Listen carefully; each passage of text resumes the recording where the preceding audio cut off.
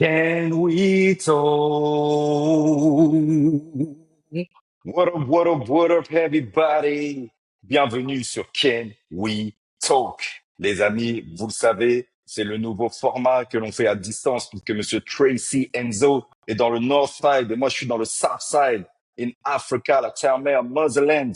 Donc voilà, on continue toujours à vous servir au mieux pour pouvoir remplir notre promesse qui est de pouvoir initier 1 million d'afro-descendants à ce monde de l'investissement via la Nikao School, mais pas que. Le but, c'est aussi via ce média qui est Can We Talk de pouvoir sensibiliser autour de tout ce monde de l'investissement, autour de l'élévation personnelle, autour de l'entrepreneuriat dans la communauté. Donc, vous pouvez compter sur nous, les gars. On va pas vous laisser tomber comme ça. Comment tu vas, Frangin? Écoute, ça va. Comme je suis vieux, j'ai mis du temps à me remettre De tes de notre émotions? cher gala, et Hmm. donc ça va. Mais ça va aussi parce que il s'abonne de plus en plus, parce qu'il partage de plus en plus, parce que notre communauté Nekao devient de plus en plus engagée. Donc ça fait tout ça mis bout à bout fait énormément plaisir. Non, franchement, ça va au top. Je pense que cette fin d'année et surtout cette année 2026 laisse présager de belles choses si Dieu veut. On est déterminé à faire de belles choses, donc je suis en forme. Exactement. Tu vois, je suis venu sponsorisé par la Nekao School. Je tiens à vous rappeler que si aujourd'hui vous avez un peu d'argent sur votre compte courant et que jusqu'ici vous n'avez jamais mis en place de stratégie d'investissement, à part un achat de résidence principale ou à part de l'argent sur un PEL, mais que je ne qualifie pas, pour être honnête, comme un investissement ou un livret A ou même une assurance vie, quoi. Mais un truc simple que vous avez mis en place et que vous n'avez pas optimisé, eh bien, vous avez la possibilité aujourd'hui de prendre un rendez-vous gratuit, d'accord? Le lien, il est juste en dessous. Tu prends ton rendez-vous et tu tomberas face à nos conseillers Nekao pour pouvoir t'apporter les premières billes qui vont faire de toi un bon investisseur. On en a besoin dans la communauté et on ne cessera de vous le répéter. Une communauté forte est une communauté qui maîtrise ce monde de l'argent, qui sait comment fonctionne le monde capitalisme qui nous a été imposé et que l'on se doit aujourd'hui d'exploiter pour se libérer de nos chaînes. Donc, si aujourd'hui, tu sais que tu en es au stade zéro, prends ton appel gratuit là tout de suite. Bon, Yeah. il faut qu'on fasse le point sur ce gars-là, frérot, parce que moi aussi, ça m'a mis du temps, tu vois, pour redescendre. Et je suis littéralement physiquement redescendu en Afrique pour pouvoir. Alors, je voulais placer mon truc pour rien, mais euh, non, mais clairement, il faut qu'on revienne sur ce gars-là parce que ça a été une soirée où il s'est passé énormément de choses et c'est fou de voir à quel point on peut transférer pendant des mois et des mois pour qu'une soirée puisse se faire et ce serait bien qu'on en parle, tu vois, ce serait bien qu'on explique eh bien pourquoi est-ce qu'on a décidé de faire ce gala, à quel point on a transpiré pour que ce gala puisse exister et puis ensuite qu'est-ce que ce gars-là a eu de bénéfique ou alors même de négatif dans le cas où il y a eu du négatif. Hmm. Ouais, Est-ce non, que tu veux franchement, commencer, frérot? Hmm. ouais, ça a été vraiment challengeant. Tu sais, des fois, quand tu veux dire les choses, expliquer, tu fais parfois de la rétention d'informations parce que, ben voilà, tu veux pas forcément qu'on te juge à mal ou parce que c'est toujours bien de cacher plus ou moins les choses. Mais pour être 100% transparent, ça a été vraiment, à titre personnel, en tout cas, toi, tu diras ce qu'il en est, mais une épreuve dans la mesure où j'ai compris beaucoup de choses. Et ce que j'ai compris en premier lieu, c'est que rien n'est acquis. Et c'est quelque chose que j'ai toujours su. Ça fait des années quand même que je me confronte et que je suis dans le challenge permanent, de par notamment le fait de run des business. Hein, t'as jamais rien d'acquis. Mais parfois, tu peux te laisser griser par certaines choses, par les félicitations que tu peux recevoir plus ou moins quotidiennement dans la rue, en DM, sur les réseaux, par le nombre de likes, par le nombre de vues, tout un tas de choses, jusqu'au jour où tu demandes aux gens de te rejoindre dans une salle et de mettre 100 euros sur la table. Et là, tu te rends compte que ouais, il faut convaincre. Et c'est pas que ça a été une épreuve dans la mesure où on n'a pas réussi. Je pense qu'on a même réussi l'exercice bien au-delà de ce qu'on aurait pu espérer. C'est juste que pour arriver à ce résultat-là, et très bientôt rester connecté parce que vous allez voir les images. Pour les personnes qui veulent même aller plus loin, on va vous donner la possibilité de voir le replay. Et ça vaut son pesant d'or. Je vous le dis sincèrement, c'est pas pour vous vendre la messe, mais pour toutes celles et tous ceux qui n'ont pas pu se rendre sur place ce jour-là, mais qui veulent malgré tout partager ce moment-là, on vous donnera accès au replay sous peu. C'est une dinguerie. Mais ce que j'essaie de dire, c'est que en fait, c'est pas simple, tu vois. Rien n'est simple. Mais honnêtement, quand on s'est lancé dans l'aventure du Nekao Gala 25, au vu de ce qui s'était passé au 24, je m'étais dit, ah ouais, non, franchement, ça va être petite cuillère, etc. Non, pas du tout, pas du tout. Il a fallu se battre, batailler, mettre en place des choses et faire la démonstration que ce qu'on avait prévu cette année, contrairement à l'année dernière, allait encore plus loin, était légèrement même, je me permets de le dire, plus fou. Et donc voilà. Et je suis passé par différentes étapes, chaud, froid, chaud. Et en l'occurrence, le chaud, in fine, a été bien au-delà de ce que j'aurais pu penser de par la qualité des intervenants, de par la qualité des invités, de par le crédit que nous ont donné aussi certaines personnalités qui étaient présentes. Euh, Honnêtement, je suis sorti de là vraiment rempli de par la forme qu'on avait proposée. Paris, 15e arrondissement, salle connue et reconnue, à quelques mètres de la tour TF1. Les personnes présentes, Harry Roselmack, Edgar Rive, James Echona, Chris Iconic. En fait, je pourrais tellement citer Culture Dorée, Maître Mbeko, comment dire, Herman, Derrick, Ludwig Herman Wanda. Ouais, en fait, pardonnez-moi hein, pour ceux et celles que j'oublie, mais en fait, il y avait Carabo. tellement de monde. Hmm. Il y avait Hmm. Ange, il y avait King, Le Young, il y avait tellement de monde que et là c'est pour les personnalités parce que les vrais stars, on le sait, ce sont nos nez qu'à un, ceux qui nous suivent depuis le départ, qui ont eu les places premium, les places devant la scène, à l'instar des VIP parce que ce sont des VIP, ce sont nos VIP les nez qu'à un. Bref, honnêtement, ça a été un moment incroyable et j'ai eu un moment de frisson. Il y en a eu plein dans la soirée, mais un moment de frisson qui a été intense. Je spoil un petit peu, hein, frérot, mais c'est le moment où on a diffusé cette vidéo où on a parlé. En fait, en fait, ça a été tellement dur d'organiser ce truc, de voir tous ces visages assis, bien installés, après avoir bénéficié d'un buffet, de photos dignes de. Il y a même des gens qui ont dit eh non mais la photo elle est tellement folle, je vais la mettre en profil LinkedIn et tout. On a vraiment essayé de faire les choses bien, de les voir en fait tous figés, à regarder l'écran géant sur lequel était diffusée notre vidéo. Bon, pour ceux et celles qui découvriront, vous verrez ce qu'on a essayé de diffuser en termes de messages. Je sais pas, ça m'a vraiment touché, frérot. J'ai ressenti un frisson énorme. Et comme on est des hommes, tu vois, on se maintient. Mais ça m'a vraiment touché que les gens puissent entendre ce qu'on souhaitait partager avec eux ce jour-là. Non, franchement, ça a été un moment fort pour moi, ouais. De ouf. Et c'était un moment d'autant plus particulier que toi et moi, on était à l'arrière de la salle, côte à côte en fait, tu vois, à regarder ça. Et ça fait bizarre, hein. Ça fait vraiment bizarre. Et il y a quelque chose qu'il faut rappeler, c'est que on n'a que 2 ans d'existence. Et quand tu te rends compte du chemin parcouru en 2 ans, c'est euh, c'est assez particulier à vivre, tu vois. Je pense qu'il y a 2 ans en arrière, même si on aurait pu, dans le meilleur des mondes, projeter ce que l'on a vécu sur ce gala, je sais pas si on aurait imaginé quelque chose d'aussi beau que ce qu'on a vu. Et ça s'est fait dans la douleur. Et un gros respect à Ngouanej qui a transpiré pour que cet événement puisse exister. Gros shout-out, Ngouanej de Nanaké. Et tu vois, moi, je revois ce moment où on s'est rejoint au Pullman pour penser l'événement, tu vois, pour organiser, enfin pas tant organiser, mais pour vraiment le penser, pour que l'on puisse projeter nos idées. Et quand on a réalisé ce que ça allait engendrer d'un point de vue humain comme d'un point de vue financier, je t'avoue qu'à ce moment-là, je me suis dit, attends, on est sûr, on est sûr de vraiment vouloir se lancer là-dedans, d'autant plus qu'à titre personnel, moi, je préparais mon voyage, tu vois, puisque j'avais déjà prévu de partir en Côte d'Ivoire. Et je me suis dit, on va vraiment faire tout ça en même temps. Et je t'avoue qu'à ce moment-là, tu vois, j'étais pas bien. J'étais pas forcément serein. Mais après, voilà, à un moment donné, quand tu prends la décision, il faut se lancer.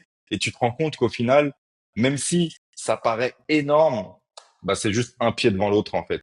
Un pied devant l'autre, avec chaque jour son petit truc à faire.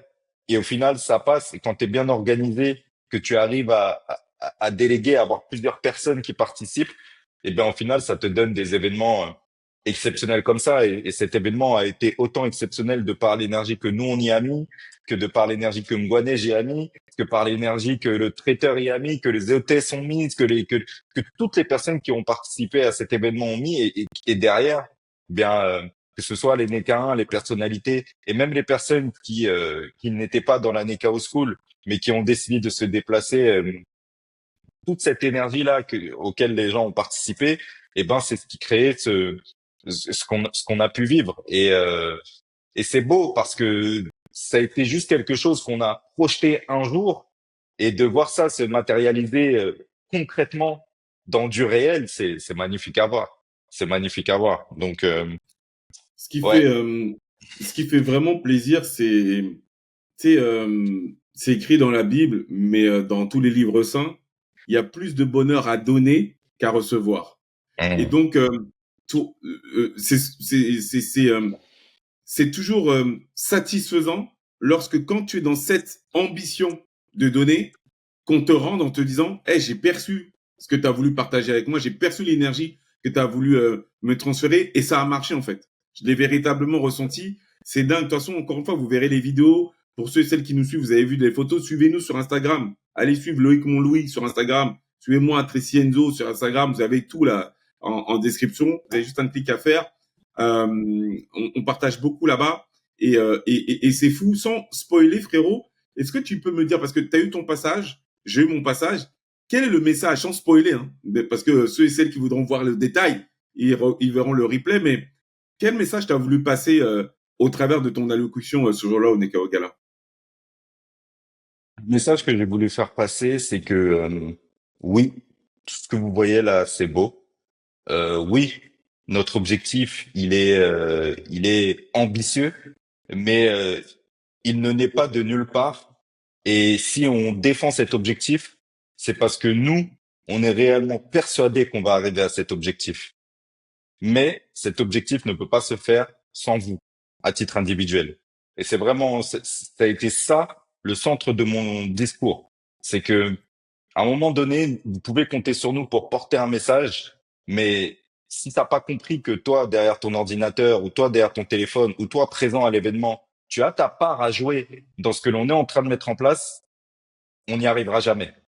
Mhm. Et, et si on en est là, nous, aujourd'hui, c'est qu'on a la certitude qu'on va arriver à notre objectif. Et notre objectif officiel, c'est de permettre à 1 million d'afro-descendants de bénéficier d'une stratégie d'investissement. C'est aussi simple que ça. Et j'ai prouvé comment est-ce qu'on y arriverait, tu vois. Je l'ai expliqué. Je l'ai expliqué. Donc, je dirais que mon discours a été centré autour de ça, et que c'était ce sur quoi je voulais appuyer. Nous Mhm. responsabiliser tout un chacun par rapport à notre objectif. Et toi? Let's go, let's go, let's go. Euh, bon, la vision, elle est commune, hein, elle est partagée.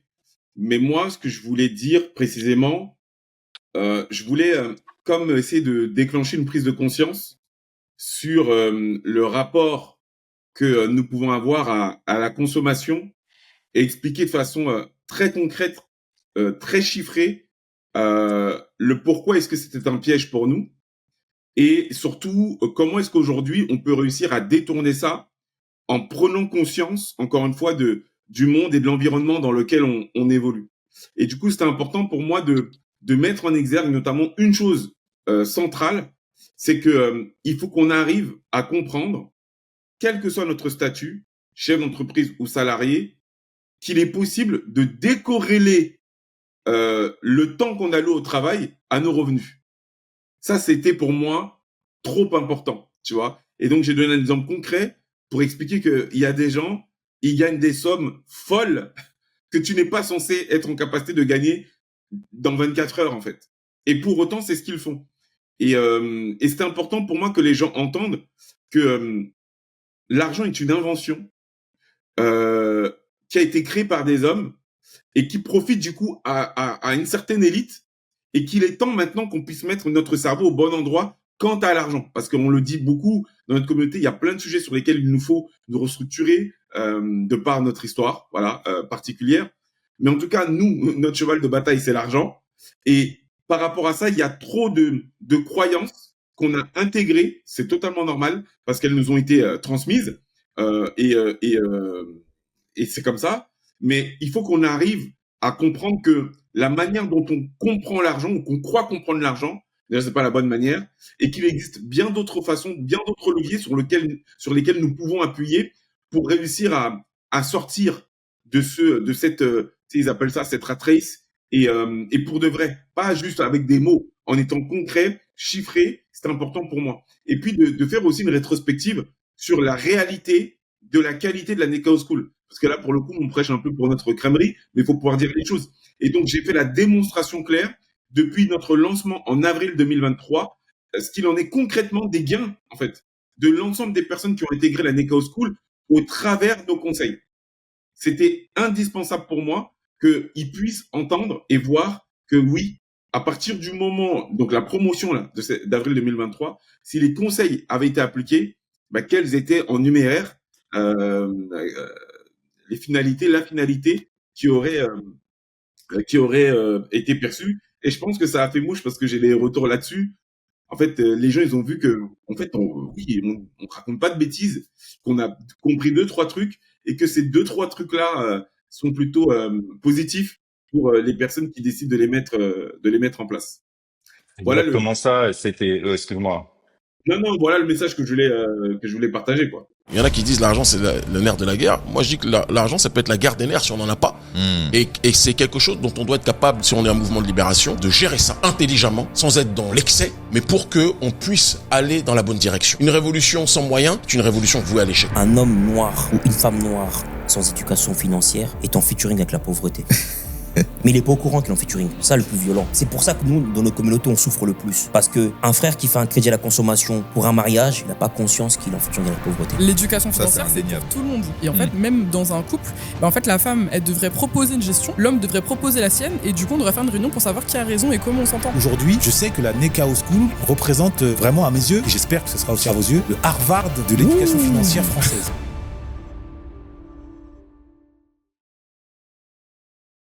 Et c'est important que tu le dises, tu vois. Ça me donne envie de rebondir parce que, et c'est aussi ce sur quoi j'ai centré mon discours, c'est que mine de rien, en 2 ans, on a permis à 700 personnes de bénéficier d'une stratégie d'investissement. Et t'en as beaucoup qui ne se rendent pas compte de ce que ça veut dire. Tu sais, on a tendance parfois à se décourager, et c'est ce que je voulais mettre en avant, parce que d'un point de vue général, la majorité d'entre nous aujourd'hui se sentent totalement déconnectés de leur rapport à l'argent.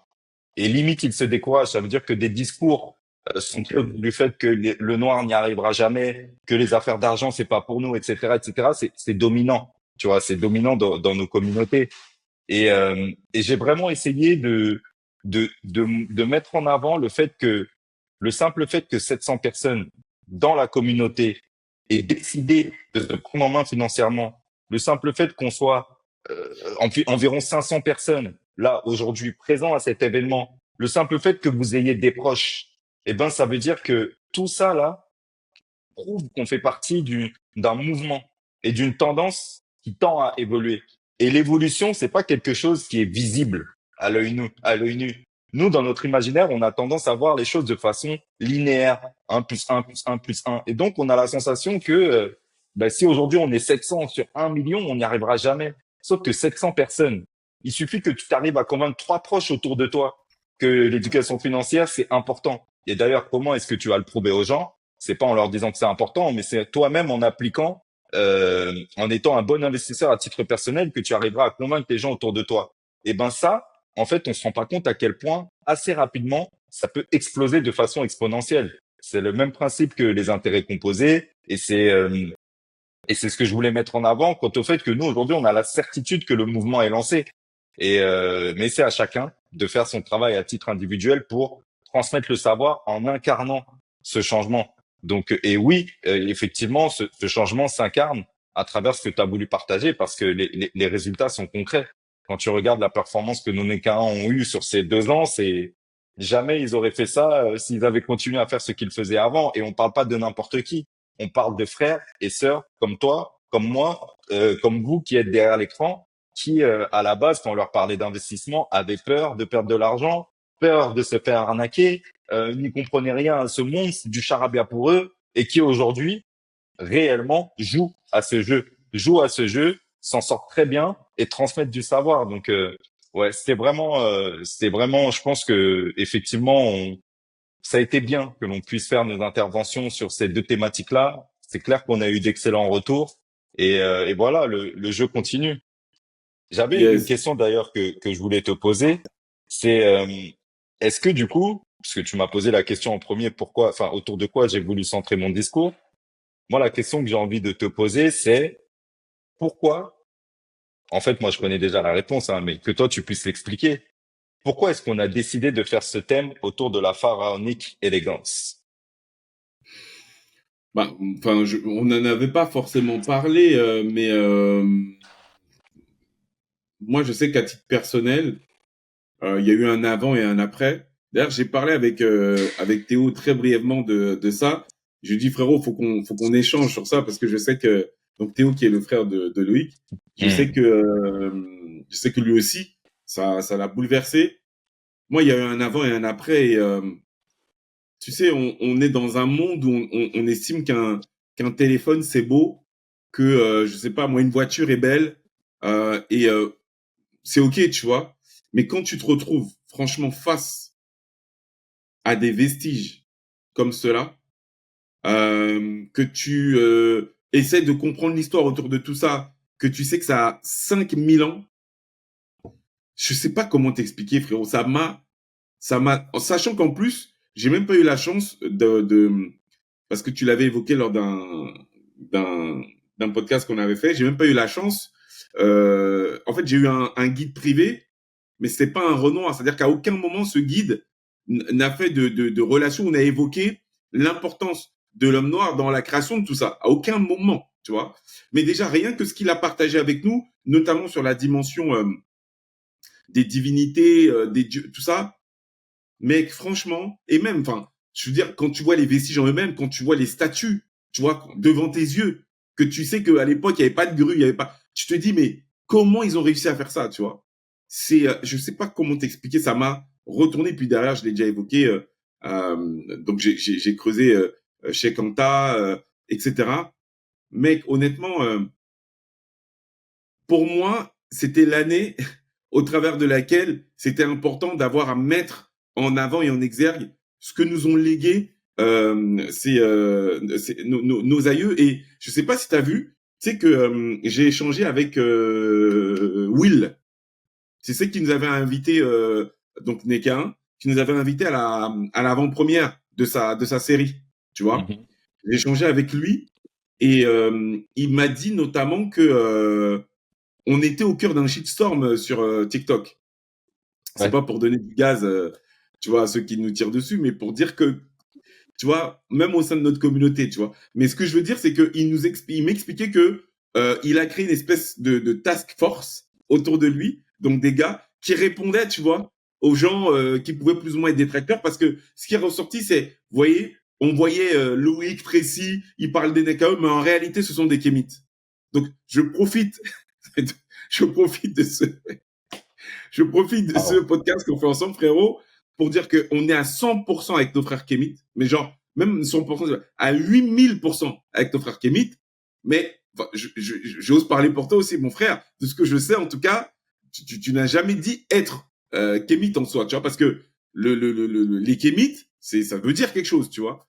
Et en soi, ce n'est pas parce que tu fais référence à l'Égypte que tu fais référence à Kemet que enfin toute la dimension mystique et quand je dis mystique je le dis à dessein hein, mais en tout cas que ça veut dire non plus que ce que ça ne veut dire, on est admiratif de ce que nous ont légué nos aïeux de par le fait que ce sont les créateurs de la civilisation.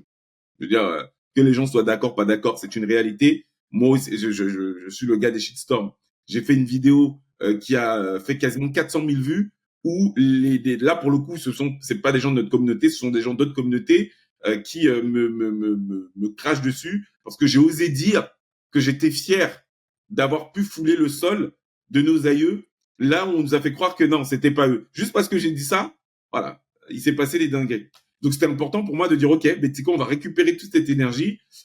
Et quand je parle d'énergie, c'est de par ce que j'ai vu, par ce dont j'ai été témoin, pour mettre en avant, en évidence, l'intelligence, la fierté, la beauté que représente Kemet, et c'était plus la symbolique que d'essayer de dire que nous sommes des Kémites ou quoi. Non, on est des hommes et des femmes noires qui avons un objectif, c'est de réussir à faire en sorte d'avoir un impact suffisamment fort pour que les nôtres puissent comprendre les données économiques, puissent comprendre l'argent. Et si ça peut se faire en mettant en avant nos ancêtres, bah, c'est avec très grand plaisir. Cette année, c'était les Kémites. L'année prochaine, on verra ce que c'est. Mais dans tous les cas, il s'agira d'honorer nos ancêtres d'une façon ou d'une autre.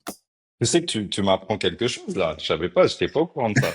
Mais du coup, j'apprends en live and direct. Non, mais voilà, c'était important pour nous effectivement de pouvoir nous réapproprier une partie de l'histoire. Les symboles sont importants. On voit beaucoup trop d'images avec des civilisations venues d'ailleurs qui se réapproprient l'histoire de ce peuple. Et non, en fait, ça ne peut plus durer. Moi, je le dis clairement, ça ne peut plus durer. Et qui de mieux que nous pour représenter notre propre histoire? Parce que le culte des ancêtres vient d'Afrique. Et moi, je vénère mes ancêtres. Et j'en suis fier. Et j'étais fier de représenter cette thématique autour de l'Égypte antique.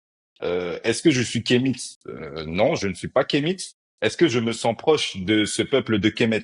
Absolument. Est-ce que même je me sens proche de ce peuple dans la spiritualité? Enfin, est-ce que je me sens proche de cette civilisation dans la spiritualité? Oui, parce que de toute façon, toutes les religions d'aujourd'hui, quelque part, tiennent des sources de ce qu'on voit de ce côté là-bas, et que moi-même je m'y suis intéressé à titre personnel, et qu'il y a énormément de choses que je vois qui résonnent chez moi. C'est vrai, mais je ne suis pas kémite. Et d'ailleurs, enfin je trouve même pas que ce soit insultant de dire que l'on est kémite, tu vois. Ça met en place des choses vraiment.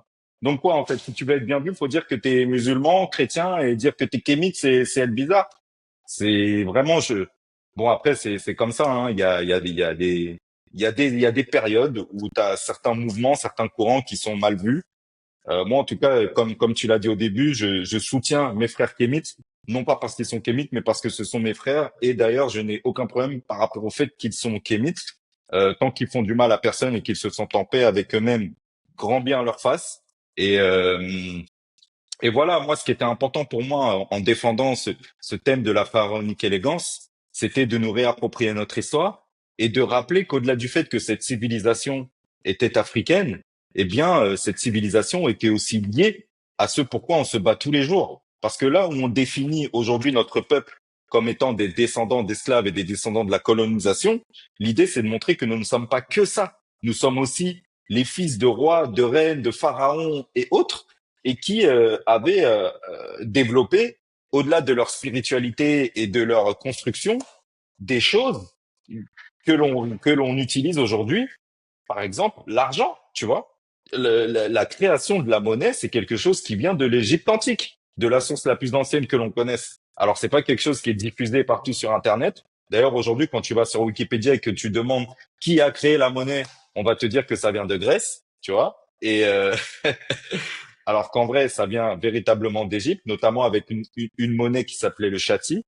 Faites vos recherches. C'est Monsieur Kalala Omutunde qui en parle dans l'un de ses ouvrages. Et, euh, et je trouve que se rendre compte du fait que nous sommes la civilisation qui a inventé cette monnaie, eh bien, ça nous permet à nous aussi de reprendre confiance en nous quant au fait que, eh bien oui, le but de l'histoire aujourd'hui, ce n'est pas de comprendre quelque chose que l'on n'a jamais compris, mais c'est de nous réapproprier ce que l'on avait déjà maîtrisé, mais que l'on a perdu à un moment donné pour toutes les raisons que l'on connaît. Et donc, ça veut aussi dire que ce n'est pas impossible. Si ça a déjà été fait, il n'y a aucune raison que l'on ne puisse pas le refaire.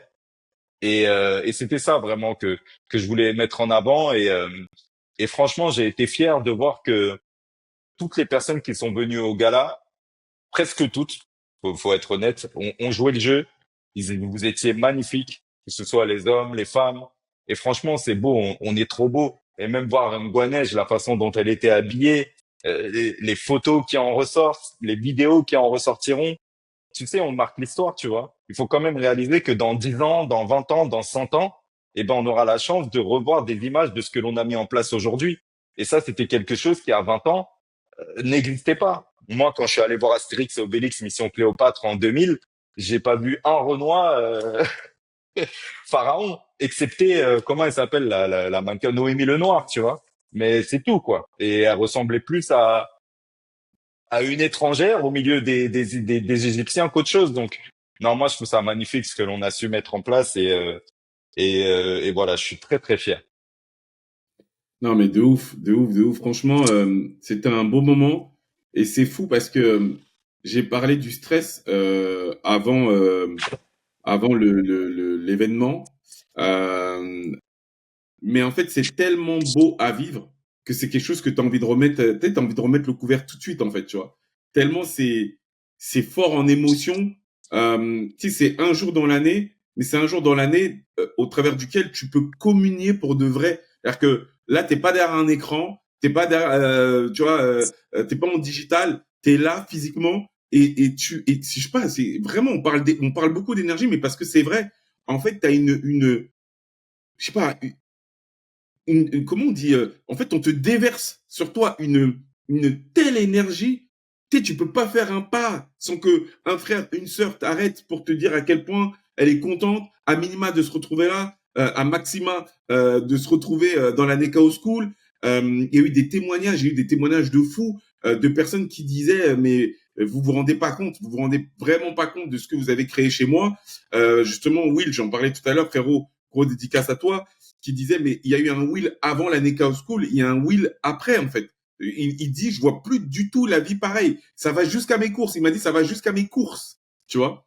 Donc ça fait énormément plaisir d'avoir à avoir de tels retours quand tu sais que tout part véritablement d'un élan sincère, tu vois. Tout part d'un élan sincère. Donc quand c'est perçu comme tel, franchement, tu vois, ça dépasse tout. Ça dépasse tout. C'est clair et net et c'est important de rappeler que c'est énormément de transpiration, énormément de doutes, énormément de sacrifices, mais ça en vaut la peine. Ça en vaut la peine par rapport à toutes les personnes qui se sont déplacées et qui ont tellement apprécié ce moment. Moi, tout ce que l'on m'a dit pendant cette soirée-là, c'était incroyable. Et oui, bien évidemment, ça nous a coûté de l'argent. Faut pas penser qu'un événement comme ça se fait gratuitement.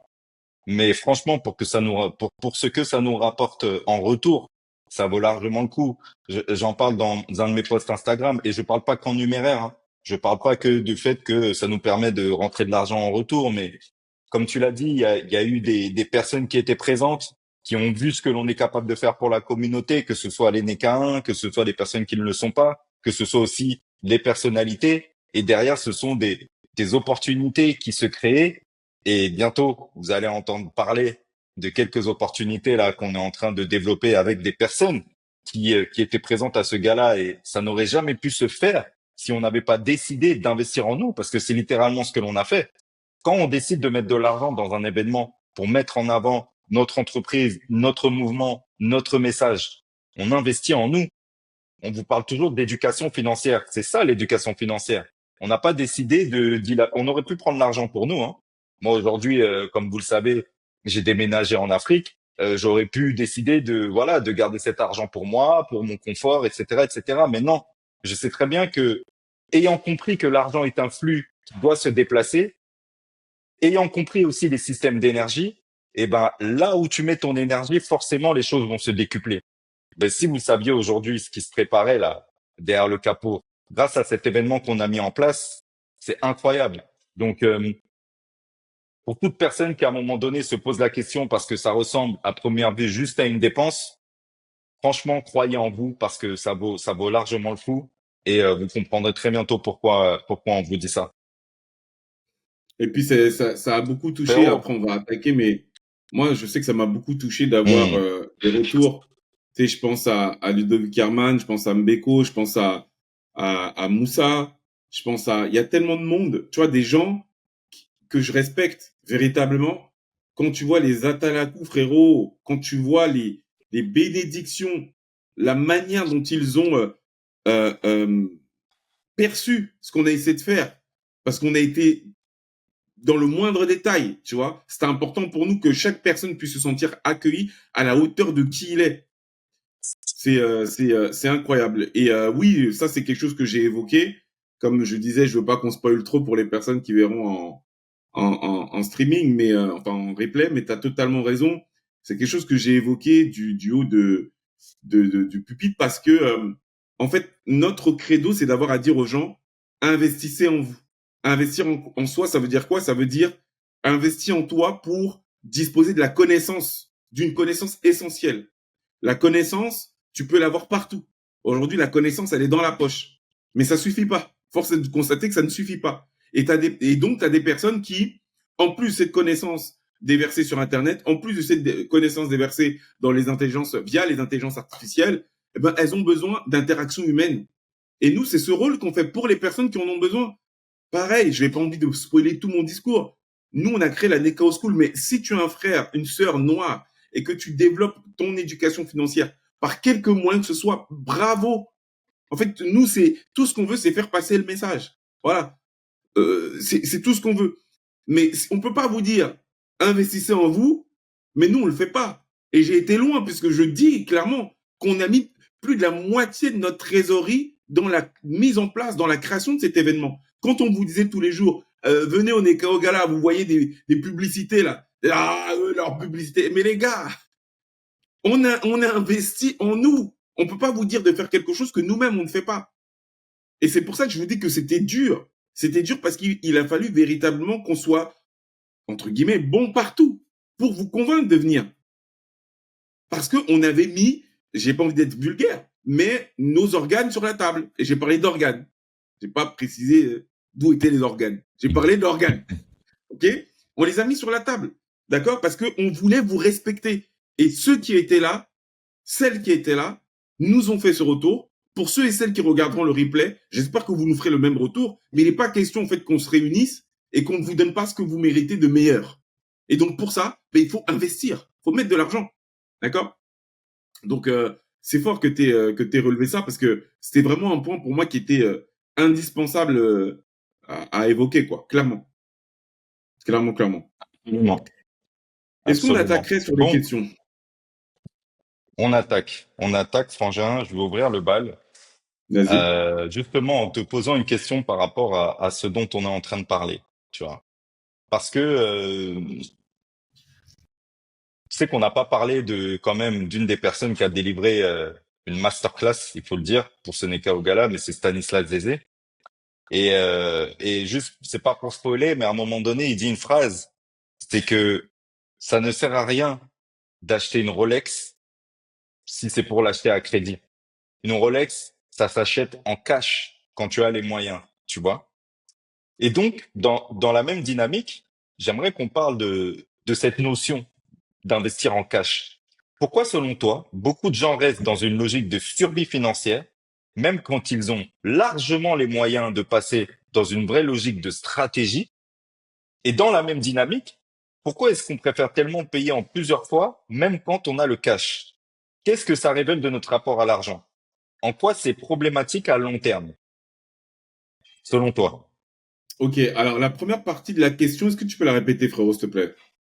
J'ai bien saisi la deuxième partie, mais la première La partie. première partie de la question, c'est est-ce que tu penses que notre communauté a été conditionnée? Ah non, pardon, c'est pourquoi, selon toi, beaucoup de gens restent dans une logique de survie financière, même quand ils ont largement les moyens de passer dans une logique de stratégie? Et quand je dis ça, c'est pour mettre en avant justement la deuxième question, tu vois, qui est que quelque part, quand tu as les moyens, pourquoi est-ce que tu décides de payer en plusieurs fois, en fait? Parce que quand tu payes en plusieurs fois quelque part, tu te mets dans un conditionnement et là où la dépense en cash, mais c'est véritablement dans certains cas une stratégie. une stratégie parce que ça te permet d'aller plus vite. Et voilà, c'est sur ça que je voulais que tu développes si tu te sens de le faire. Hmm. Je pense que pour répondre de la meilleure des façons à cette question, il faut déjà évoquer le fait que le départ de tout, c'est la compréhension de ce qu'on appelle un actif et un passif. C'est pas tant le fait d'avoir à payer en plusieurs fois, Mhm. j'y reviendrai, mais déjà, quand tu as compris ce qu'est un actif, quand tu as compris ce qu'est un passif, honnêtement, tu es déjà en avance sur 90% des gens. Mais genre vraiment. Parce que ça veut dire, enfin, parce que le savoir c'est une chose, mais que tu l'appliques en plus. Parce que tu peux savoir quelque chose, je sais que fumer n'est pas bon, je fume. Bon, voilà, ça sert pas à grand chose. Mais si tu sais ce que c'est, ce qu'il en est, et qu'en plus tu appliques, tu es au-dessus de 90% des gens.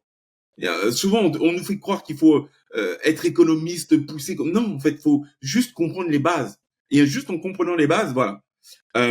Du coup, la dépense en cash, dans quelle mesure est-ce qu'elle est intéressante? Dans quelle mesure elle l'est moins? Bah, dans ce que je viens d'évoquer. Si tu dois payer en plusieurs fois ton voyage à l'Afro Nation, ils vont finir par croire qu'on a quelque chose contre eux, hein, genre vraiment. Mais en fait, évidemment, donc c'est ce qu'on appelle un passif, parce que ça ne va pas te rapporter en valeur, ça peut te créer des souvenirs, ça peut te permettre de créer de la cohésion avec d'autres personnes. Tu peux peut-être potentiellement rencontrer ton homme, ta femme, donc ça a une certaine valeur, ok? Mais là, nous, on parle en numéraire, voilà. Comme ça, il n'y a pas on parle, est-ce que ça te rapporte de l'argent? Non.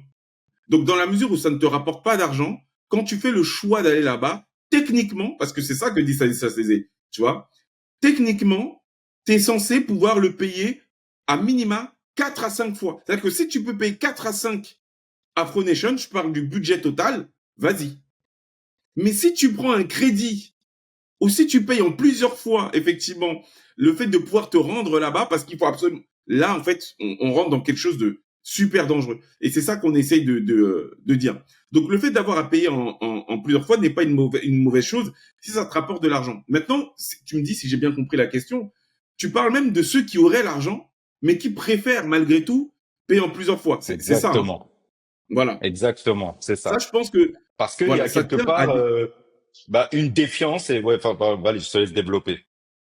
voilà, j'ai l'impression que c'est ça. C'est-à-dire que, en fait, il faut être conscient. Tu sais, là, on est en train de parler d'argent, mais tu as des gens qui, aujourd'hui, ont développé des traumas.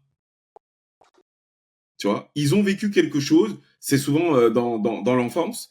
Ils se construisent autour de ce trauma et ils évoluent avec. Tu vois, eh ben, nous, à notre niveau, notre trauma, c'est le fait que pour beaucoup d'entre nous, nous avons grandi, évolué dans des familles modestes dont la seule et unique préoccupation était principalement d'être en capacité de payer le loyer à la fin du mois. Enfin, moi, je sais que j'ai grandi et j'ai entendu mes parents flipper. Et d'ailleurs, c'était pas malvenu. J'ai été de ces familles qui avaient des 3, 4, 5, 6 mois de retard de loyer. Tu vois? Donc, quand on dit que, en fait, là, on est en train de parler, pourquoi on parle de trauma? C'est parce qu'on est en train de parler de ce qu'on appelle un besoin primaire. Le besoin de se loger fait partie des besoins primaires chez l'humain, comme le besoin de se nourrir, comme le besoin de se vêtir. Là, c'est pas, on n'est pas dans des choses superflues. On est en train de t'expliquer que si potentiellement tu n'es pas en capacité de régler cela, ben, on te vire et tu finis dehors. Qui veut vivre ça? On a tous vu le film avec de Will Smith là, à la recherche du bonheur. Tu vois, à un À moment la donné, recherche quand du tu finis bonheur. dehors, voilà, c'est une des choses les pires pour un être humain, ok? Donc, quand tu sais que l'argent est un problème au point de potentiellement ne pas être en capacité de payer ton loyer, ben, tu grandis avec des traumas. Et ces traumas font quoi? Font que même quand tu disposes de l'argent, plus tard, si tu peux payer par parcimonie, pardon, cette chose, ce service, ce bien, même s'il s'agit d'un actif, eh ben, tu vas le faire. Même si c'est quelque chose qui est censé te rapporter de l'argent, même si c'est quelque chose qui est censé te remplir d'un point de vue connaissance pour te faire avancer, tu vas préférer le payer en plusieurs fois parce que finalement, payer X milliers d'euros en X fois, c'est quand même mieux que de donner la somme directement. Pour moi, on n'est pas loin de la vérité quand on évoque quand on donne cette réponse par rapport à cela, quoi, hein, tu y vas doucement parce que tu as manqué et on sait jamais. Tu vois, il y a toujours cette crainte, tu vois, même si elle n'existe pas et qu'elle n'est pas fondée en soi. C'est resté et c'est presque marqué dans notre ADN, quoi. Je sais pas ce que t'en penses. Et c'est complètement ça. Et c'est pour ça que je pense que notre rôle, c'est de montrer en quoi c'est de l'auto-sabotage que de se dire que j'y vais petit à petit et parce qu'on sait jamais. Surtout quand tu as les moyens. En fait, il faut te rendre compte qu'en vrai, tu es véritablement perdant quand tu décides de payer en plusieurs fois alors que tu pourrais payer en cash. Pourquoi? Parce que dans le cas où tu investis dans un actif alors que tu pourrais mettre du cash, ton argent là, il reste là. Mais cet argent que tu n'investis pas, eh bien, et qui reste du coup sur ton compte courant, au final, il subit quelque chose qu'on appelle l'inflation. En fait, il subit l'érosion monétaire. Et on se rend pas compte à quel point cette dévaluation qui fait que tu t'appauvris sur le temps te fait perdre beaucoup plus d'argent que si tu décides à l'instant T, quand tu le peux, et surtout quand c'est le cas d'un actif, eh bien, tu perds beaucoup plus d'argent à ne pas investir en cash quand tu le peux, plutôt que d'y aller petit à petit par rapport à ce fameux on ne sait jamais. Alors que tu as beaucoup plus d'argent qu'il n'en faut sur tes comptes courants qui dorment. Et, euh, et c'est ce qui fait en vrai qu'on met beaucoup de temps et qu'on est au ralenti par rapport à notre développement patrimonial. Parce que c'est vrai qu'on parle très souvent dans la communauté des frères et sœurs qui n'arrivent pas à mettre un sou de côté, qui ont une mauvaise gestion financière, etc. Et c'est vrai qu'il y en a. D'ailleurs, je le dis très souvent, je faisais partie de ces personnes. Mais on parle pas assez souvent aussi des frères et sœurs qui ont énormément d'argent de côté de par l'éducation qu'ils ont eue étant plus jeunes et de part aussi les revenus qu'ils ont, parce que nous sommes beaucoup à avoir des revenus tout à fait convenables et qui ont des livrets A blindés, des PEL blindés, des assurances vie blindées également, mais qui sélectionnent tout en plusieurs fois, qui ralentissent pour investir dans un actif. Et ce que je veux mettre en avant, c'est que c'est essentiellement ça qui nous plombe en fait aujourd'hui, parce que le temps, c'est de l'argent. Et au plus tu mets de temps à investir dans un actif, au plus tu t'appauvris. C'est ça que c'est donc tu vois. Clairement. Après, il faut évoquer malgré tout, parce que le paiement, plusieurs fois, si on veut être spécifique et qu'on parle par exemple de l'immobilier, vous avez tout intérêt à le faire. Parce que là, on parle d'autre chose, on parle du levier bancaire. Et le levier bancaire consiste effectivement à disposer d'une somme d'argent qu'on va vous prêter, d'accord. Et dans ce cas-là, évidemment que payer en plusieurs fois, c'est préférable que d'aller mettre 500 000 euros directement dans le bien immobilier. Bien sûr.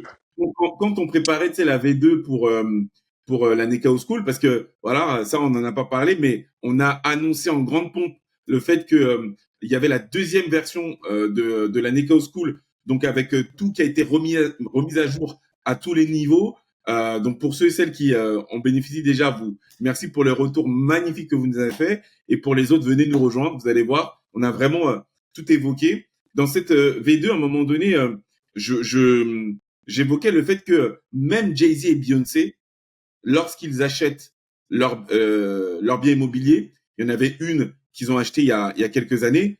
Ils passent par le crédit. C'est pas parce qu'ils n'ont pas d'argent, mais c'est parce qu'ils ont bien compris que le levier bancaire est exceptionnellement puissant et qu'il vaut mieux parce que, écoutez bien, Loïc, il parlait des livrets bancaires.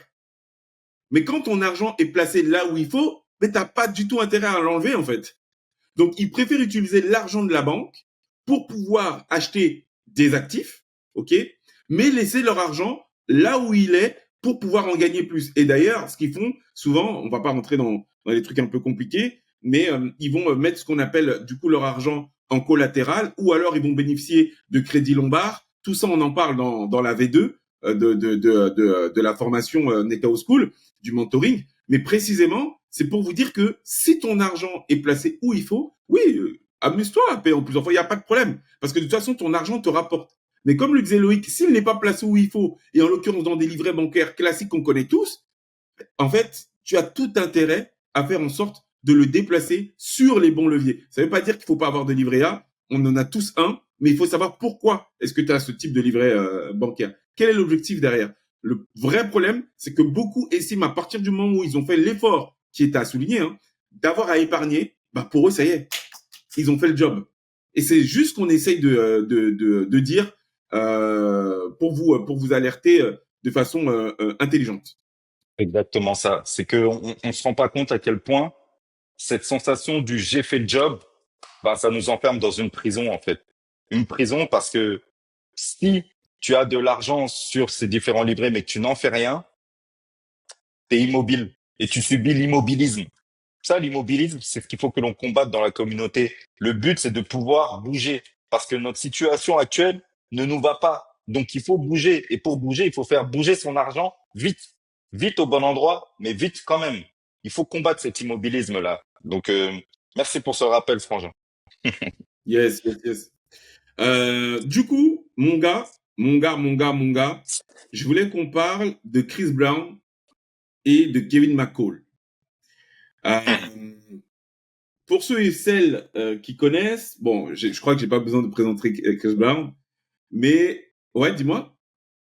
T'en parles pas dans le dernier podcast déjà?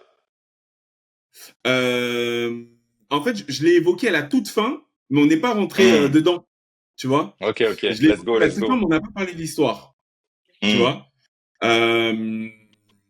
En fait, je disais que ça, je voulais en parler lors du dernier podcast, mais qu'on en parlera plus tard. Donc, Chris Brown, pas besoin de l'évoquer. Kevin McCall, il est né le 25 juillet 1985. C'est quelqu'un qui a 40 ans cette année. Il est né à Los Angeles, dans un quartier nommé Watts. C'est important de le dire parce que Watts, c'est vraiment le quartier, quoi. Ça tire, enfin, c'est chaud, ok? T'as un autre chanteur nommé Tyrese, pour ceux et celles qui connaissent aussi, connaissent leur classique, qui sort aussi de Watts, mais t'as plein de gens qui sortent de Watts. Et en soi, Kevin McCall, il est important dans la carte de Chris Brown parce que après son gros bad buzz suite à la tape, disons les choses honnêtement, hein, voilà, hein, qu'il a eu avec Rihanna, il est au fond du trou. Et au fond du trou, beaucoup se demandent est-ce qu'il va pouvoir rebondir, est-ce que sa carrière n'est pas foutue, c'est compliqué. Et il rencontre ce fameux Kevin McCall qui est rappeur, chanteur, compositeur. Et ce Kevin McCall lui compose Deuces, donc on est en 2010, qui est un hit qui de base était dans une mixtape dans laquelle il y avait donc Kevin McCall en producteur, Chris Brown en chanteur, mais également Taïga, pour ceux qui connaissent. Là, je rentre un peu dans la musique hein, pour les connaisseurs et les connaisseuses. Et donc, ce qui était de base un son qui devait être dans une mixtape devient un hit tellement ouf qu'il le reprend ensuite pour le mettre dans son album. Bon, ça, c'est pour mettre le contexte. Ce qui se passe, c'est qu'à un moment donné, il y a une embrouille entre Kevin McCall et Chris Brown. Et vous savez, les embrouilles, c'est toujours pareil. C'est sur l'oseille. Il y a pas d'autre chose. Kevin McCall considère ne pas avoir été assez payé par rapport à ce qu'il a fait. Chris Brown dit, mais envers-moi, t'étais personne. Avant toi, voilà, j'étais Chris Brown. Bref, embrouille. Moi, en fait, c'est sur quoi je voulais attirer votre attention et surtout avoir ta réponse, frérot. C'est sur deux choses. La première chose, c'est que ce Kevin McCall aujourd'hui, alors qu'il a travaillé avec de nombreux artistes qui étaient autour de Chris Brown étant le plus famous, et qu'il a généré énormément d'argent, notamment via la vente des albums de Chris Brown. On parle d'un mec qui aujourd'hui bénéficie de l'aide sociale. Aux États-Unis, on appelle ça EBT. C'est-à-dire que ce mec aujourd'hui, sans, tu sais, chez nous, ce serait, ouais, donc l'aide sociale, ce serait l'équivalent en gros du RSA, quoi. Voilà. Chez nous, c'est l'équivalent du RSA. Sans ce RSA, le gars, il est cuit, quoi. Tu vois. Et je voulais qu'on parle de deux choses. La première chose, c'est qu'on apprend que, alors que ce gars-là aurait dû être plus ou moins tranquille, parce qu'il a fait des créations musicales qui étaient censées lui reverser ce qu'on appelle des royalties. Donc les royalties, ce sont des droits d'auteur hein, qui font qu'à chaque fois que le son est diffusé, à chaque fois qu'il est streamé, à chaque fois que Chris Brown le joue sur scène, lui, il aurait dû toucher de l'oseille. Ok ? On te dit qu'à un moment donné, il a préféré vendre l'ensemble de ses droits pour $500,000 et les $500,000 en question, il les a brûlés.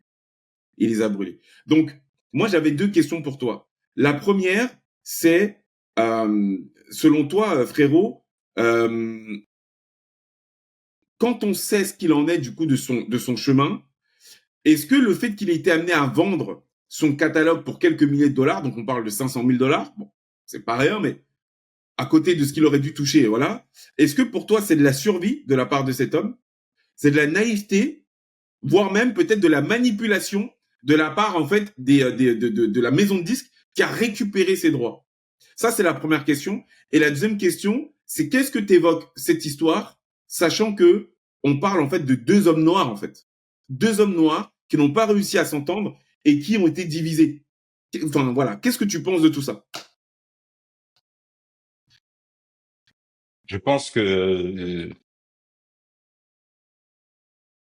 alors c'est de la naïveté, pour commencer. C'est de la naïveté et c'est un réel manque d'éducation financière, euh, parce que ne pas avoir d'éducation financière et être naïf, ça te fait te comporter avec nos plus bas instincts. Et nos plus bas instincts, c'est cette envie de sucre rapide, en fait. C'est quoi le propre du sucre rapide? C'est de, c'est de grandir dans un univers où tu crois que le sucre, ça te nourrit, et donc d'être dans ce cycle où au final, ben, toute ta nourriture est basée autour du sucre. Et tout ça parce que personne ne t'a dit que le sucre n'avait rien de bon pour toi. Parce que c'est ça que vaut l'argent quand on te l'échange face à ton actif que tu as créé et qui vaut réellement quelque chose parce que c'est ta propriété. Tout ça pour avoir 500 000 dollars. Alors oui, 500 000 dollars, c'est une somme. Mais à côté de ce que vaut un actif sur le temps, ça ne vaut rien. Et à cause de cette naïveté et de ce manque d'éducation financière, il s'est retrouvé complètement dépossédé. Et malheureusement, ce qu'il a vécu, c'est ce que beaucoup de personnes qui deviennent riches rapidement vivent. Pourquoi? Parce qu'on fait souvent la différence entre être riche et avoir de l'argent. Il y a un premier truc qui se place dans le fait d'être. Quand tu es riche, en vrai de vrai pour moi, hein, dans ma façon de voir les choses, c'est quand tu as assimilé ce que ça voulait être riche, tu vois. Ça veut dire commencer par avoir des connaissances, avoir le bon comportement, avoir le bon état d'esprit, comprendre. Une fois que tu incarnes cette richesse et que tu es riche, il est évident que jamais tu feras l'erreur qu'a fait ce Kevin McCall. Et le fait est que on confond aujourd'hui le fait d'être riche avec le fait d'avoir de l'argent. Il a eu de l'argent. Il a jamais été riche. Et ça se manifeste par le fait que le mec, il a tout dilapidé et qu'aujourd'hui, il vit au RSA, en fait. Ça prouve qu'il a toujours été pauvre, mais qu'il a eu de l'argent dans une période de sa vie. Et c'est triste parce que, comme je le disais, ça reflète beaucoup de sportifs professionnels qui, 5 ans après leur retraite, se retrouvent fauchés. Beaucoup d'artistes qui, dès lors que qu'ils vendent moins, se retrouvent fauchés. Parce que ça, c'est la réalité d'énormément d'artistes. Un artiste, il a la sensation quand il est au top qu'il le sera toute sa vie, mais personne lui a dit qu'à un moment donné, l'art, ça tourne en fait. L'art est né pour être un jour démodé. Je connais pas un truc qui dure ad vitam aeternam. Aucun artiste reste au top toute sa vie. Et c'est dommage que ces artistes-là ne comprennent pas que l'argent qu'ils touchent ne fait pas d'eux des personnes riches. Ça fait juste d'eux des personnes qui ont de l'argent à l'instant T, mais il faut en faire quelque chose. Donc, il faut d'abord investir dans ta connaissance. Investis dans ta connaissance. Travaille sur toi. Crée-toi des actifs. Et ne revends pas tes actifs pour 3 fois rien. Mais quand t'as même pas compris ce qu'était un actif, toi, tout ce à quoi tu penses à l'instant T, c'est ton sucre rapide. Et donc, c'est dommage. Et pour répondre à ta deuxième question, bah, quand tu fais le parallèle de ça avec ce qu'on vit nous dans la communauté, ça nous fait terriblement défaut parce que on en parlait notamment quand il y a la plupart de nos frères et il y a la plupart de nos frères et de nos sœurs qui, lorsqu'ils développent une activité, une entreprise, leur seule priorité, c'est l'exit. Bah ouais, bah tu te retrouves avec de l'argent, mais au résultat, tu aurais pu créer une institution qui appartiendra à la communauté et finalement tu l'as dilapidé pour de l'argent. Et quand on sait ce qu'est l'argent fondamentalement parlant, ben au final c'est pas grand-chose. Hein. C'est pas être riche en vrai, c'est avoir la possibilité de faire des choses, mais c'est dramatique. Et là, je parle des entrepreneurs, mais quand on parle aussi des artistes, quand on parle des footballeurs et quand on parle de monsieur et madame tout le monde, en fait, on se rend compte que dans la communauté, on est vraiment enfermé dans notre vision qu'on a de la richesse. Et vraiment, si je peux répondre en une phrase à ta question par rapport à, enfin, pour faire le parallèle avec ce qu'on vit dans la communauté, c'est que tout notre problème se place dans la vision qu'on se fait de la richesse. Et être riche, ce n'est pas avoir de l'argent. Être riche, ça se place dans l'être. Et donc, ça demande d'avoir un certain comportement, certaines connaissances, certaines habitudes et certaines compréhensions du monde dans lequel on vit aujourd'hui. Et être riche, c'est à la limite avoir des actifs et savoir quoi en faire. Écoute, c'est exactement le propos que je voulais développer aussi. En revenant sur ce que j'ai dit tout à l'heure, finalement, c'est que là, on est en train de parler de B.A.B.A. On parle d'éducation financière, mais on est vraiment sur le B.A.B.A., c'est-à-dire comment réussir à faire en sorte d'encadrer sa vie pour que le maximum de choses qui m'entourent, je parle sur le plan pécunier, soient des actifs.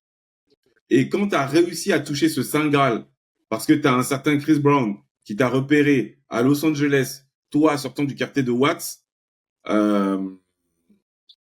et que tu fais ça, en fait, déjà, la première chose que tu aurais dû te dire, c'est pourquoi ces gens-là me donnent $500 000, en fait. Quel est leur intérêt à eux de récupérer ce que moi j'ai créé? Ça, en fait, c'est des questions qui sont toutes bêtes. Mais alors, il explique, parce qu'il y a une explication à ça, il dit que il pensait qu'il allait être emprisonné et du coup, il a préféré vendre ses droits. Mais parce qu'il a une histoire compliquée, hein. C'est un monsieur qui était marié avec une meuf très connue d'ailleurs, une ancienne mannequin, avec qui il a fait des enfants, enfin un enfant, il a perdu la garde de ses enfants. Bref, honnêtement, il a une vie complexe. Mais mettant ça de côté, ça ne peut pas excuser le fait que toi qui as commencé à toucher de l'argent, tu es conscient que tu ne maîtrises pas cela et du coup, tu fais une succession de mauvais choix qui font qu'à 40 ans, tu te retrouves au RSA. C'est terrible. C'est terrible. Ça veut dire quoi? Ça veut dire que tu n'as peut-être pas pris le temps de t'éduquer. Ça, c'est quelque chose de terrible, mais ça pourrait s'entendre. Mais surtout, tu t'es très mal entouré. Moi, je sais pas comment expliquer qu'aujourd'hui, tu as bossé avec Chris Brown. Chris Brown, aujourd'hui, son patrimoine, je ne sais c'est combien de millions c'est, et tu n'as pas les mêmes conseils que le mec. Tu vois? Comment c'est possible tout ça? Et je le dis pas pour le fustiger. Je le dis d'une part parce que ça me fait mal de voir le frère se retrouver dans une telle situation. Moi, j'écoutais sa musique. Parce que Chris Brown était connu, mais ce mec-là a sorti des projets que moi, j'écoutais. J'adorais le travail de ce mec. Et tout s'est stoppé net de par effectivement cette difficulté de vie, mais surtout du fait que il n'ait pas pu gérer son argent comme il fallait, en fait. Ok? Donc, je dis non seulement ça parce que ça me fait mal, mais je le dis aussi parce que on a des frères et des sœurs qui nous suivent et qui nous écoutent aujourd'hui, qui ne disposent pas de ce b.a.-ba en matière de compréhension et qui potentiellement auraient pu faire ou peuvent faire la même erreur que lui. Tu vois? Le fait d'avoir à être en capacité d'analyser ce que tu as entre les mains ou ce que tu veux aller chercher doit passer par le fait de déterminer est-ce qu'il s'agit d'un actif ou d'un passif. Si peut-être il y a un message qu'on doit faire passer aujourd'hui, c'est ça, c'est cette dimension allouée à la compréhension de ce qu'on veut faire de notre argent ou avec notre argent. Donc ça, c'est sur la première partie de la question. Et sur la deuxième partie, frérot, je ne sais pas si je vais relancer un débat, mais je m'interroge fortement sur cette question. On a deux frères noirs qui, à un moment donné, effectivement, ne s'entendent plus. Ça va en embrouille, c'est compliqué. Et évidemment que c'est triste. Je vais commencer par dire ça. C'est évidemment triste. Mais est-ce qu'on n'a pas, je te pose du coup la question, frérot, parce que c'est la question que je me pose, est-ce qu'on n'a pas une vision, je vais pas dire angélique, mais c'est triste d'avoir à constater encore une fois que deux frères s'embrouillent. C'est clair et net. Mais en réalité, est-ce que c'est pas le lot d'êtres humains? Des fois, tu peux t'embrouiller avec ta propre femme, avec qui tu as fait des enfants, vous décidez de vous séparer. Des fois, tu peux t'embrouiller avec ton frère. Des fois, tu peux t'embrouiller avec ton père. Et quand il s'agit de deux frères qui ont fait des choses dans la communauté, souvent, tu vois, on va s'en plaindre, etc. Encore une fois, je ne dis pas qu'il faut s'en réjouir. C'est évidemment triste. Ce que j'essaie de dire, c'est que est-ce que parfois, il ne faut pas juste entendre que deux êtres humains, même de la même communauté, parfois peuvent ne pas s'entendre sur certaines choses. Je sais pas comment tu vois ça, toi. Non, j'ai aucun problème avec le fait que deux êtres humains aient des conflits. Je, Ça fait partie de la vie, hein. Ça ne me pose aucun problème. Et je suis pas vraiment, je me suis pas renseigné de près hein, par rapport à cette affaire, mais si la question que tu essayes de me poser, c'est est-ce que par principe, sous prétexte qu'on est noir, on se doit d'être solidaire? À la fois, j'ai envie de dire oui, à la fois, j'ai envie de dire non, tu vois. Ça veut dire qu'on peut pas sauver le monde. On peut pas sauver le monde. Il faut d'abord se sauver soi-même. Si à un moment donné, devoir sauver l'autre, ça veut dire te faire couler toi, ça n'a pas de sens. Mais par contre, je suis pas pour l'individualisme. Et de ce que j'ai vu de Chris Brown, c'est un peu ce qui est ressorti, et c'est vrai que c'est ce qui ressort de beaucoup de frères et de sœurs, c'est cet aspect individualiste qui pousse les gens à mettre en avant le message du si t'en es là, c'est ta faute, c'est pas mon problème, débrouille-toi. J'aime pas trop. J'aime pas trop ce truc-là parce que dans un autre monde, ça aurait pu être toi en fait. Ça aurait pu être Chris Brown. Et oui, il a fait des erreurs, mais à un moment donné, il faut. Alors, je dis pas qu'il faut ad vitam aeternam. Euh, Comment dire? Je dis pas qu'il faut ad vitam aeternam faire l'effort pour l'autre parce qu'à un moment donné, tu as eu besoin de lui pour t'élever. D'ailleurs, je pense que c'est faux, hein. Les deux se sont élevés. Les deux ont eu besoin l'un de l'autre à un moment donné et se sont élevés grâce à l'énergie que l'un et l'autre ont mis. Donc, Chris Brown est avant tout responsable de sa réussite et non pas Kevin McCall. Il faut pas se déconnecter de ça. Mais de là à face caméra, mettre en avant le fait que c'est ton problème, grosso modo, et limite rentrer dans un état d'esprit de clash, ouais, là, ça me dérange. Ça me dérange. J'attache beaucoup d'importance au symbole et à l'image que tu mets en avant à travers ce que tu fais.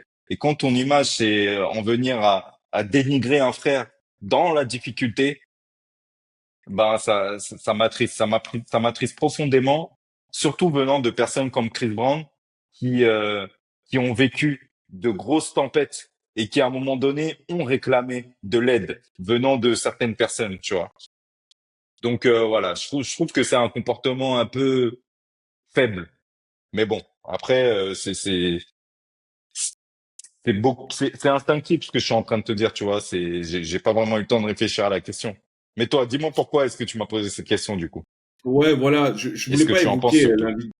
ouais, je voulais pas évoquer l'individualisme de Chris Brown notamment parce que déjà c'est pas quelque chose que j'ai constaté. C'est un mec qui a aidé énormément d'artistes, clairement. Euh, mais bon, après je connais pas l'homme. Non, moi en fait, ce que je voulais évoquer, c'est le fait que je ressens énormément d'émotions quand les uns et les autres issus de notre communauté constatent que deux personnes de la communauté ne s'entendent pas. Alors je répète que c'est quelque chose que j'entends à 100%. Ce n'est pas plaisant d'avoir à constater que deux frères, deux sœurs, que deux personnes issues de la communauté ne s'entendent pas. Ça, c'est une évidence. Ce qui me, j'allais dire, me déplaît, c'est ce qu'on y met dedans. Tu sais, quand ça rentre, du coup, dans des dynamiques du style, l'ennemi du noir, c'est le noir. Ah, on n'est pas étonné parce que, tu vois, deux hommes noirs, c'est quand on va aussi loin dans la réflexion pour évoquer le fait que, bah, tu vois, en réalité, deux hommes noirs ou, deux personnes issues de la communauté ne peuvent pas s'entendre. C'est là que je vois le danger. Et c'est en ce sens que j'essaie de dire que, évidemment que c'est triste de constater que deux personnes issues de la communauté ne s'entendent pas, mais avant d'être des personnes de la communauté, c'est des êtres humains et que ça ne doit pas nous confirmer ce biais de confirmation horrible qu'on a, comme quoi, en fait, on n'est pas capable de travailler ensemble, comme quoi, si on travaille ensemble, de toute façon, ça va mal tourner, parce que l'ennemi du noir, c'est le noir. Tu vois ce que je veux dire? Des fois, tu peux juste constater que deux personnes ne s'entendent pas, c'est super triste, et c'est deux personnes qui s'entendent pas. C'est tout, en fait. C'est pas censé me convaincre du fait que, bah, tu sais quoi, à l'avenir, c'est terminé, je travaillerai plus avec un noir, et c'est ça, moi, en fait, qui me dégoûte, parce que je voulais chercher un autre verbe, mais non, en fait, ça me dégoûte, tu vois. On a besoin des uns des autres. On a besoin, et des fois, on s'entendra pas avec certaines personnes. Parfois, on sera déçu par certaines personnes, mais c'est pas ce qui doit nous convaincre du fait que nous ne devons plus travailler entre nous. Là où, en fait, c'est ce que nous devons faire. Mm. Parce que on a des spécificités, on va dire ça comme ça, qu'il y a que nous qui pouvons entendre et comprendre. Ça ne veut pas dire qu'il ne faut pas travailler avec les autres. Je suis pas en train de dire qu'il faut qu'on se cloisonne, tu vois. Ce que je suis en train de dire, c'est que on ne doit pas, parce qu'on a eu une mauvaise expérience, considérer que, tu vois, en faire tout un truc, ah, c'est dommage qu'ils travaillent pas ensemble, ok, mais tu vois, de toute façon, ça m'étonne pas, parce que l'ennemi du noir, c'est le noir. Non, voilà. Là, c'est là que tu me perds, tu vois. C'est juste ça que je voulais mettre en avant. Je sais pas comment tu vois le bail. Non, amen. Amen, mon frère. C'est une réalité. Les gens vivront toujours de mauvaises expériences, mais quand tu laisses quand tu laisses les mauvaises expériences des autres te polluer toi-même, ou quand toi-même tu te pollues d'ailleurs à cause d'une mauvaise expérience, c'est que tu manques de sagesse de vie en fait. C'est comme, pour faire un parallèle, c'est comme si tu vis une relation de couple et qu'à un moment donné ta femme te trompe et donc te quitte. Bah, si la seule chose que tu retiens de ça, c'est je me remettrai plus en couple parce que les meufs, on peut pas leur faire confiance, elles nous trompent. Bah, j'ai envie de te dire que tu manques de sagesse de vie en fait, parce que la vie, ça fonctionne pas de cette façon-là. Donc oui, je trouve que c'est tout à fait juste hein, ce que tu dis, frère. Et ce qui est dommage, c'est que tu as des hommes qui peuvent avoir ce type de conclusion ou des femmes, tu vois, et qui Ouais, ouais, le ouais. disent euh, euh, euh, pensant en gros pénaliser l'autre, alors que la première personne qui se pénalise, c'est toi-même, c'est nous-mêmes en fait, en pensant Exactement. comme ça. Parce que nous sommes des êtres sociaux, donc on a besoin de l'autre, quoi qu'on en pense, quoi qu'on en Mm. dise. Alors, ça peut créer je parlais tout à l'heure des traumas, ça peut créer des traumas qui font que tu vas peut-être avoir du mal à t'engager, tu vas peut-être avoir du mal à faire confiance, tout ça, ok. Mais de là à être dans une forme de déterminisme, non, tu vois, c'est ça que je voulais dire. Est-ce que, mon frérot, on passerait pas au coup de cœur ou tu voulais dire autre chose, je sais pas. Je suis complètement d'accord, frangin. Je pense qu'on peut se diriger tranquillement vers la fin de ce podcast. Ça fait déjà 1h11 qu'on est ensemble. Super moment. C'était bien de faire le point sur ce gala, sur ce moment magique que l'on a vécu ensemble. Je te laisse conclure, hein, d'ailleurs, frérot, parce que c'est à toi de le faire. Ouais, moi, je te parlais du coup de cœur. T'as un coup de cœur ou pas cette semaine? Ah, est-ce que j'ai un coup de cœur, moi? Vas-y, toi, balance le tien si t'en as un. En attendant, je réfléchis.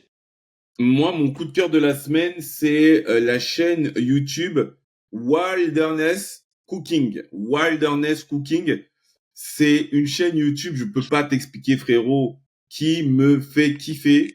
C'est un homme en Azerbaïdjan, donc il est en Azerbaïdjan, et qui est dans une espèce de ferme, mais dans un endroit magnifique, magnifique. Il y a de la verdure, il est en face de montagnes, et il a ses petites bêtes, il a des moutons, il a des chèvres, il a des chats, bon, et bref, et il te montre comment, à mon avis, je sais pas, peut-être que je me trompe, mais ça doit être le cuistot du village, tu vois, ou un truc comme ça. Il te montre comment il prépare la bouffe. Donc, t'as des poissons géants, t'as des séries de poulets de dingue, t'as des pizzas. Bref, il te montre comment il fait à manger. Et en fait, c'est tellement bien filmé. Je sais pas quelle est l'équipe technique qui réalise ces vidéos, mais frérot, en fait, moi, c'est un moment qui me fait du bien. Je le regarde faire sa bouffe. Tous les produits, tu sais là, il n'y a pas besoin de label bio. Tout. En fait, tu le vois aller chercher, cueillir ses légumes, ses trucs. Tout est magnifique. C'est des belles couleurs. T'es de l'autre côté de l'écran, mais tu vois que ça sent bon. Ça te donne parfois Tu envie de, baves, hein. de, de, passer, de passer à table avec lui, tu vois. Et j'adore franchement ces vidéos. Franchement, c'est super cool. Si vous voulez passer un petit moment, moi je suis un mec de la nuit, je suis un mec de YouTube. YouTube, c'est franchement mon truc. Et donc des fois, je me pose, j'ai un petit jeu là sur mon téléphone. Je joue à mon petit jeu en même temps, je regarde ces paysages incroyables et ça me fait voyager, ça me fait du bien. Donc voilà, je conseille la chaîne Wilderness Cooking. Si vous passez par là, allez jeter un œil. All right. Thanks, bro. Moi, je vais me contenter de diriger mon coup de cœur envers un frère qui m'a accueilli et qui m'a un peu montré à quoi, enfin voilà, qui m'a un peu qui m'aide à m'acclimater à cette ville qui est Abidjan, là où je suis aujourd'hui. C'est Moulay, qui tient la chaîne Entrepreneur State of Africa. Un gros shout-out parce que déjà d'une, ce sont des frangins, lui et Kali, qui font de l'excellent travail sur leur chaîne YouTube. Et j'aime les gens qui disent ce qu'ils font et qu'ils font ce qu'ils disent. Voilà. Et j'ai été super bien accueilli. Ils sont très sympas avec moi, déjà qu'ils m'avaient invité sur leur podcast. Et voilà, simplement, je dirige la chose vers eux pour ce moment-là.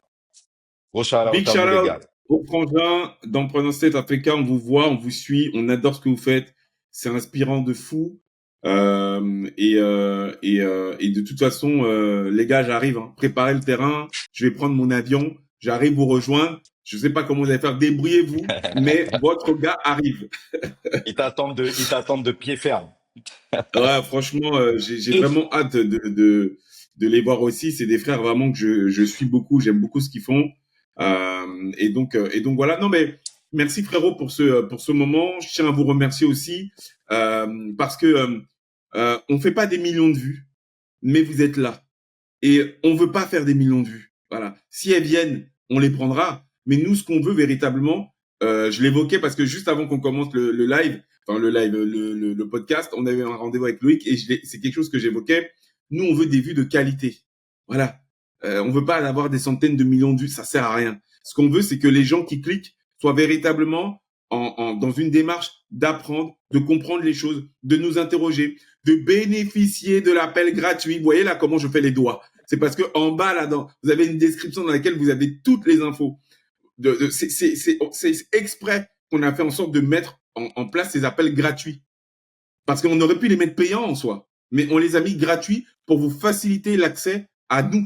D'accord? Donc, vous allez pouvoir poser des questions, comprendre ce qu'il en est de l'écosystème, comment est-ce que nous faisons pour faire en sorte que les personnes issues de notre communauté qui ont compris que l'argent était central, quand on dit central, c'est pas parce que c'est un dieu, mais c'est parce qu'aujourd'hui, sans argent, c'est difficile d'évoquer la protection des personnes qu'on aime, c'est difficile d'évoquer la liberté, j'utilise des guillemets, parce que cette liberté-là, on pourra en parler en long et en large en travers, mais la liberté en tout cas d'aider, de soutenir les personnes qui comptent pour nous. Si véritablement c'est quelque chose qui compte pour toi, parce que tu as 2 000, 5 000, 10 000, 50 000 euros de côté, peu importe, et que tu souhaites dorénavant, parce que tu as compris que ce sur quoi tu as mis cet argent-là, c'est pas ouf. Parce que peut-être que tu es de ceux ou de celles qui ont cet argent, mais qui n'a jamais vu un expert en investissement. On en voit tous les jours, ok? Si jamais tu te reconnais là-dedans, prends ton rendez-vous gratuit vite, parce que là, on est en fin d'année. Il faut que cette fin d'année et début 2026, tu le commences de la meilleure façon que possible. On est très excités par le fait d'avoir à vous montrer très prochainement les images. Allô, Nekao Gala, il y a une vidéo qui va vous résumer tout ça et pour que vous puissiez voyager avec nous. Pour celles et ceux qui souhaiteraient peut-être aller plus loin, je l'ai beaucoup évoqué, il y a le replay aussi qui va arriver. Ça vous permettra de passer du moment avec Loïc, de passer du moment avec Stanislas Zézé, de passer du moment avec moi, de passer du moment avec des personnes qui ont souhaité transmettre une valeur pure autour de l'éducation financière. Merci pour votre soutien. Allez suivre Loïc sur Instagram. Allez me suivre également. On y crée du contenu et on va être encore plus actifs là sur les prochains jours et les prochaines semaines parce qu'on a plein de messages à vouloir vous faire passer. Frangin, des bénédictions. Merci beaucoup. Et puis, on se suit. On vous dit à la semaine prochaine, les amis. Ciao tout le monde. Quoi qu'il arrive, l'éducation financière dans notre communauté est vitale parce qu'on est une communauté qui passe son temps à dépenser chez les autres et qui n'est pas capable de dépenser en son sein. Wow. Et si tu dépenses tout le temps à l'extérieur, tu nourris les autres, tu les renforces, mais tu ne nous renforces pas. C'est ça. Ils t'ont toujours appris la même chose depuis que tu es enfant. Travail dur. Travail dur, mais à aucun moment on t'a appris à faire fructifier ton argent. Résultat, tu avances dans un monde capitaliste avec des codes, avec des schémas et tu ne détiens pas les armes qui peuvent te permettre d'accéder à ta vraie liberté. Et c'est exactement pour ça qu'on a créé la Nekao School. Et pour être clair avec toi, c'est pas juste une simple formation. Il s'agit véritablement d'un mouvement. L'objectif est très clair, c'est de faire passer notre communauté d'un héritage dit post-colonial à une souveraineté concrète, sans magie, sans artifice, et de façon très simple. Premièrement, en reprenant le contrôle de nos finances, en changeant notre rapport à l'argent, en s'intéressant au monde de l'investissement, en s'intéressant également à la transmission. Et aujourd'hui, toutes les clés sont là, devant toi. Mais avant de voir un changement collectif, c'est à titre individuel que l'on doit changer. Et là, c'est là que toi tu interviens, parce que c'est à toi de te prendre en main. Et la bonne nouvelle, c'est que personne t'a dit que tu devais le faire seul. Et c'est exactement pour ça que notre objectif, c'est de pouvoir permettre à 1 million d'afro-descendants de bénéficier d'une stratégie d'investissement. Donc si toi aussi, oui toi, c'est bien à toi que je m'adresse, tu veux sortir du brouillard financier. 2, enfin comprendre les règles du jeu capitaliste. Oui, on vit dans un monde capitaliste. Et 3, rejoindre une communauté qui a décidé d'avancer main dans la main ensemble. Alors on n'attend plus que toi. À l'heure où on parle là, c'est plus de 500 personnes qui ont décidé d'avancer ensemble pour comprendre, saisir et implémenter des réalités que malheureusement ils ne maîtrisaient pas. Donc n'hésite pas, surtout que tu sais quoi, c'est gratuit. Tu as juste à cliquer sur le lien que tu as en bas là dans la description. S'il te plaît, n'attends pas que le monde change. Deviens le changement. Il faut qu'on arrive à éveiller les consciences, que les jeunes se rendent compte de ce qui se trouve chez eux. Une organisation pareille, il faut d'abord se rendre compte de ses forces, peser ses faiblesses et à l'issue de cette analyse, vous décidez.